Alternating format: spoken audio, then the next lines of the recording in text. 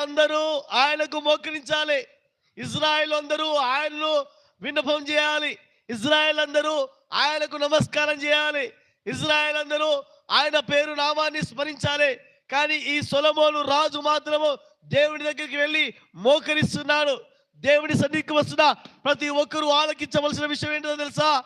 ఈ మందిరంలోకి, ఈ దర్వాజలోకి రాగానే నీ పదవి, నీ ఆలోచన, నీ ధనము, నీ డబ్బు, నీ అధికారము అంత బయటనే వదిలిపెట్టి లోపలికి రావాలి. ఆమేన్. హల్లెలూయా. దేవుని మందిరంలో అందరూ సమానులే. హల్లెలూయా. రాజు అయిన సొలొమోనే సమస్తాన్ని వదిలిపెట్టి దేవుని ముందట చేతుల పైకెత్తి మోకరిస్తున్నాడు.